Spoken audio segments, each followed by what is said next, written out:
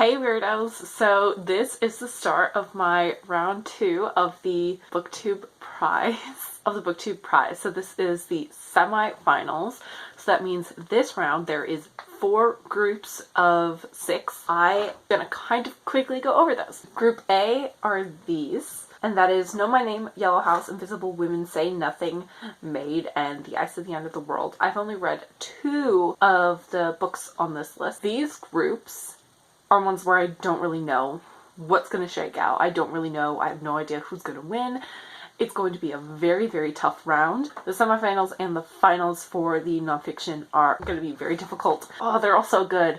The only ones I don't really know anything about are Yellow House. I think Invisible Women is really interesting. I haven't read it yet, but I want to. Group B is these. I, again, have read 2 of these at the filming of this video. Again, I don't know who is going to pass. I've been hearing really good things about almost all of these. I will be judging Group C, which is this one. Again, I have no idea where they're gonna shake out, which is kind of awesome, but also kind of really scary. Again, I've heard really good things about all of these. Some of them were ranked number 1 on the last round, some of them weren't, so it's just, I have read none of them. So I will be reading all 6 again this round. Really exciting and kind of a little bit stressful. Then Group D are these. I've actually read 4 of these. 4 that I read were all really strong. I haven't really heard anything about Women of No Importance or Trick Mirror. It's gonna be really sad because some really good books are gonna get cut in this round. Group C is the group that I'm judging. So Group C contains Solitaire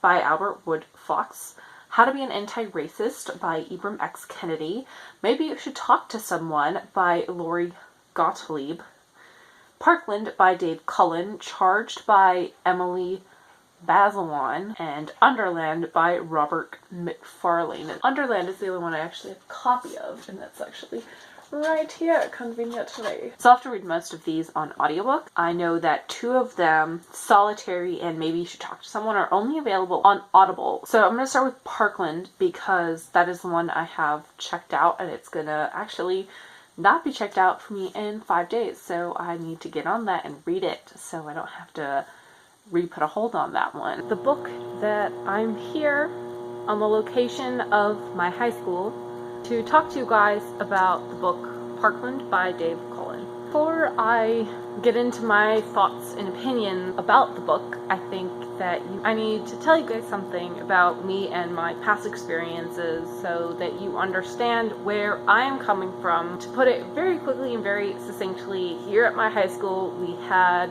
an incident, to put it mildly, that could have escalated, maybe not to the level of Parkland, we don't know.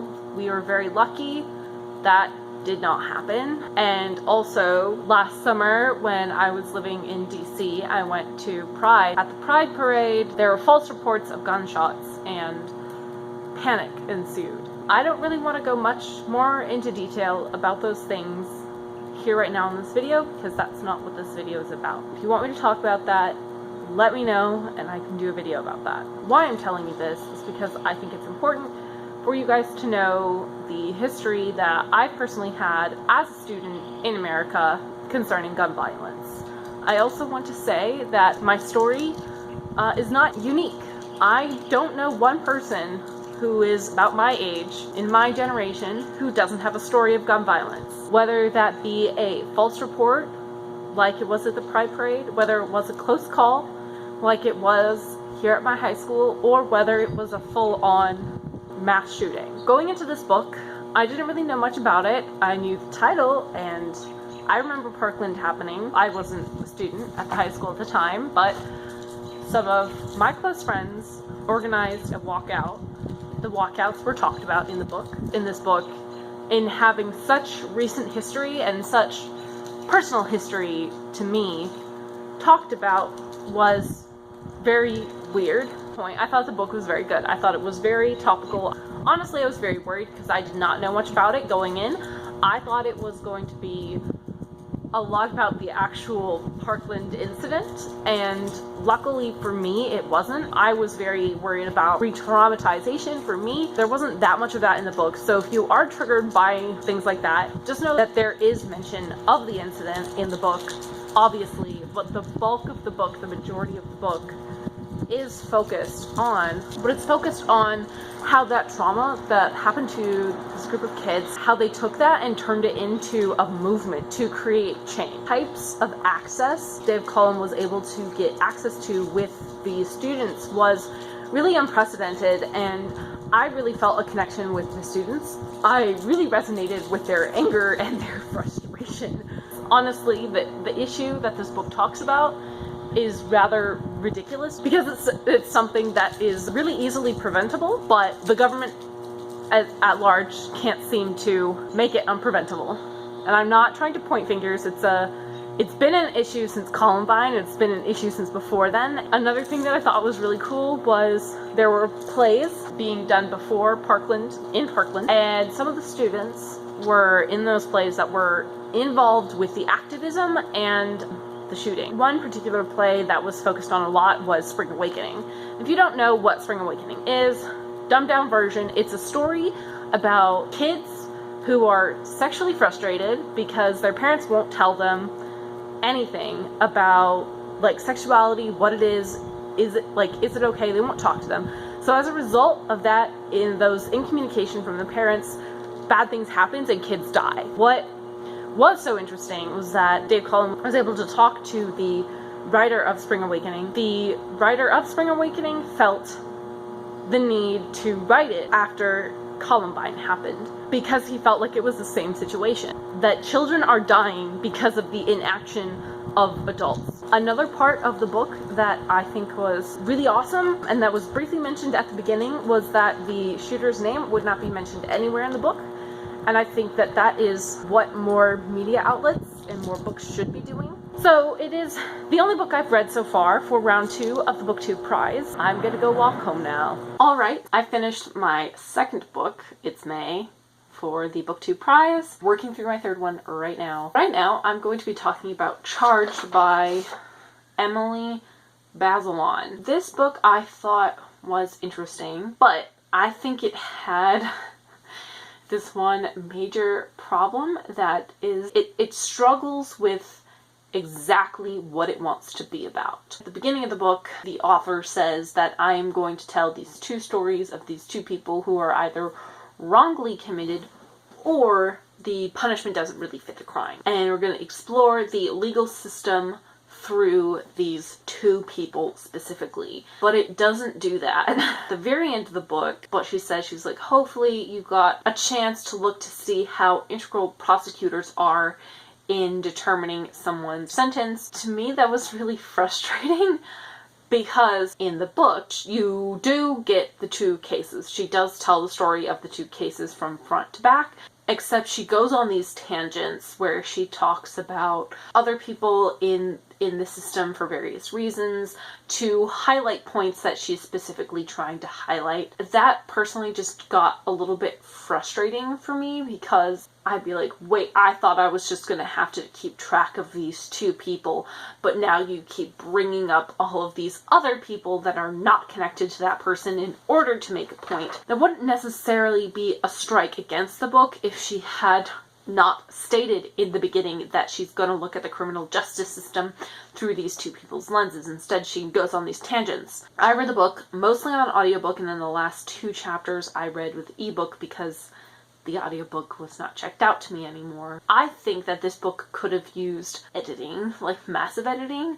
or rebranding. Just, I think in order to fix the main problem, either not say in the beginning that you are going to be making this book and follow these two specific people, or completely edit out all the tangents. And I don't think that she wanted to edit out all of the tangents because she did a lot of research that's very evident in this book, except she doesn't do that. It just kind of grated on me as I was reading, and it just felt like a real disservice because the story that she is trying to tell is very important, and is something that I think more Americans should know about. I think most Americans know that the criminal justice system is broken, that it doesn't really function that well, but no one really knows exactly how to fix it. Not that she offers solutions on how to fix it, but just she shows kind of where there are cracks in the foundation. I think having more people being able to see where the cracks are in the foundation would help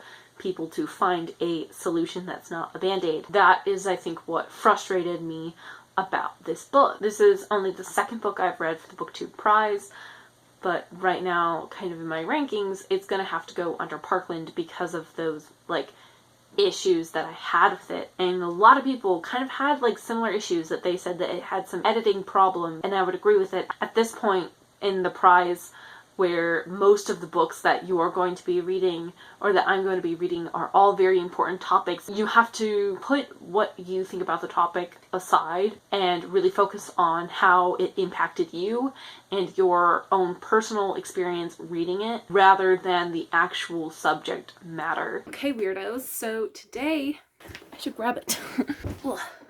Okay.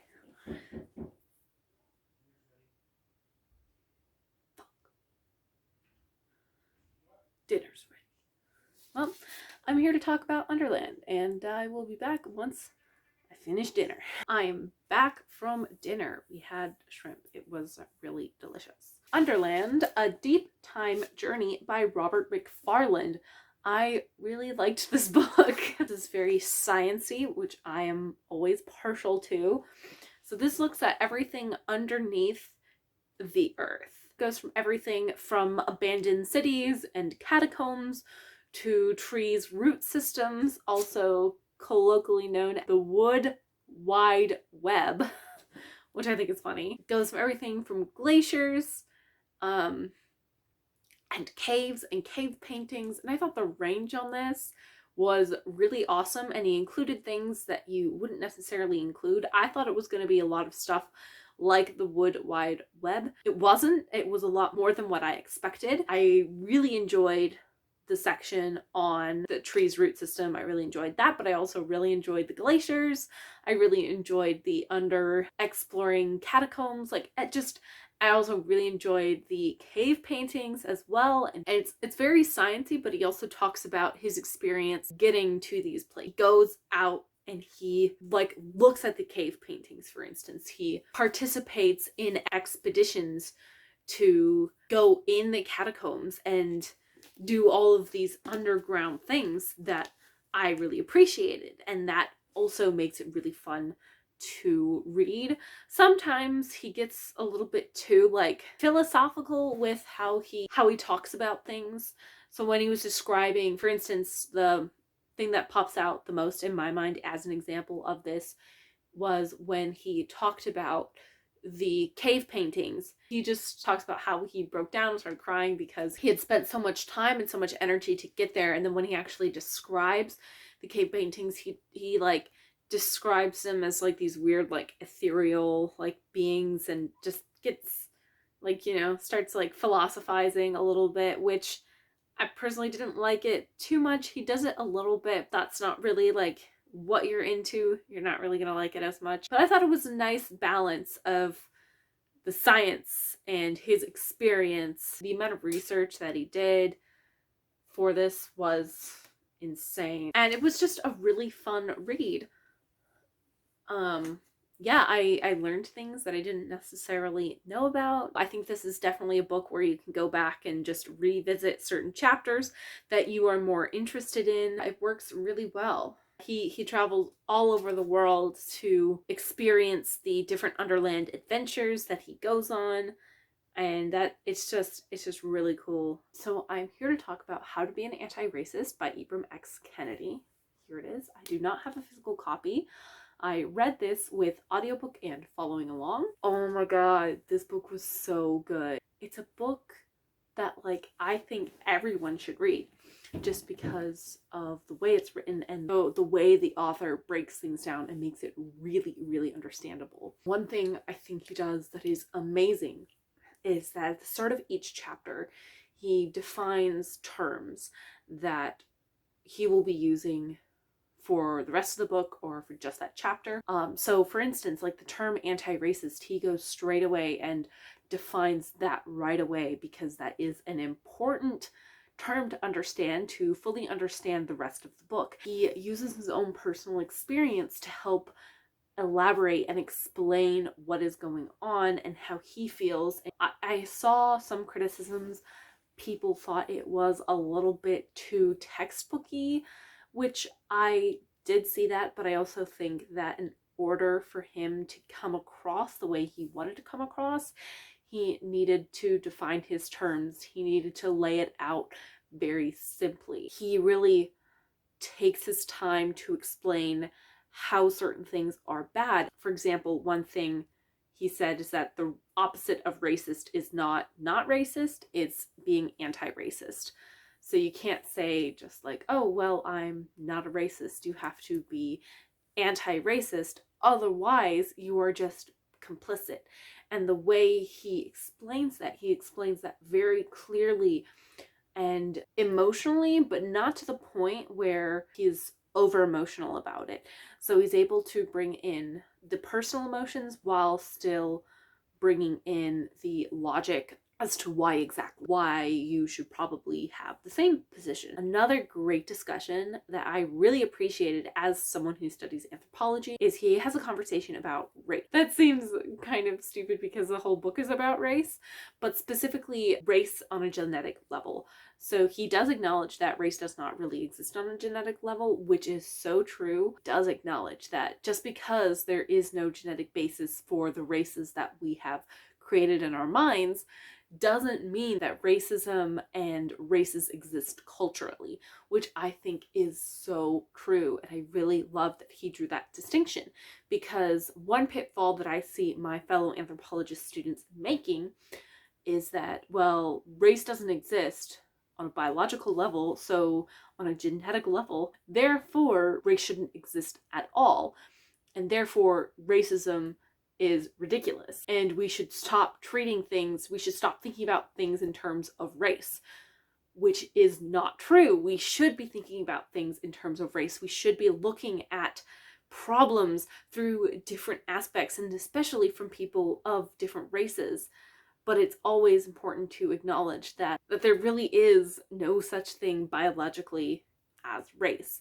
And that discussion in the book was so good, and I loved it. There were just so many really good discussions there were times when you talk about intersectionalism and how you can't really be an anti-racist without factoring in everyone's intersectional identities into your anti-racism. I really enjoyed it. I think I'm gonna put this one, probably has the top spot for me so far, just because I really responded to it really well. I'm here to talk about Solitaire. This book was very good. First of all, the easiest comparison to make out of the books that I had to judge for this round would be comparing it to Charged. Whereas I think Charged kind of failed because some of its editing things, I think Solitaire succeeded.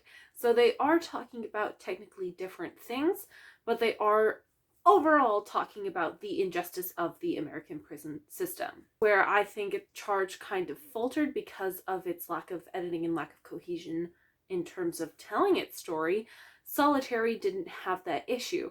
But to be fair, Solitaire is a memoir, so it has less of the editing issues, I think just due to the type of nonfiction being presented. The author's story in Solitaire is so compelling. It is absolutely mind-boggling how juries and judges could take the information given to them by the state of Louisiana and completely look over its holes, and how it didn't necessarily point to these men in particular. So the story of Solitaire follows this man, the author, in his life and a lot of his time in solitary confinement. So he was arrested for like petty armed thievery or something like that, and he admits that he was young and stupid and did do that. However, what got him into solitary was there was a dead guard that was found in his cell block, and the murder was pinned on him and 2 other people, and they did not do it. And that is very clear. None of the evidence points to them.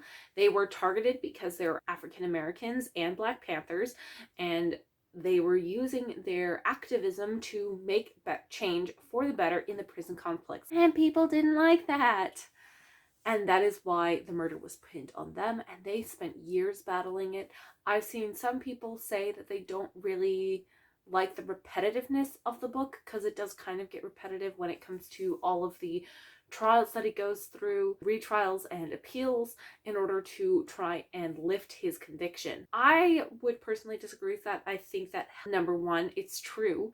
Second, it helps explain the story and helps illustrate how broken the American prison system is in the first place. It broke my heart. I didn't cry in this. I know other people have. One of the things that I think is really cool about the book that I really enjoyed learning about is how the prison system changed over time in terms of how it treated race. It's fair to say that the author spent the majority of his life in prison, so you get to kind of see when he was younger in the prison and where it is more segregated, and then as he gets older the desegregation starts coming into effect, and that whole process was interesting. It's not focused on a bunch, but it's focused on in the sense that this is what he experienced, so when something changed he would mention it. There's not a chapter that's like desegregation of the prison system. It's not like that, but I still found it really interesting. Another thing that I found was really interesting is how he came to become a Panther.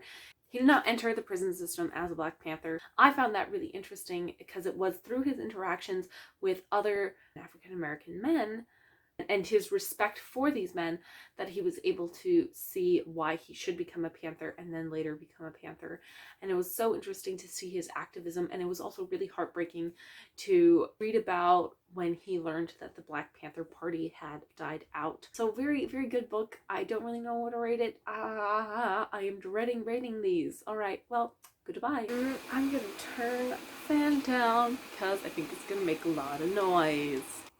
I'm here to talk to you guys about Maybe You Should Talk to Someone. I really enjoyed this one. Maybe You Should Talk to Someone is a memoir about a therapist talking about her patients, but also talking about her decision to go into therapy. I personally think that therapy in general is a beneficial thing, and I really liked the way it was structured. I like that she went back and forth between talking about her own experience and the experiences of her patients. I think the discussions about grief are very real. Grief can really screw someone up.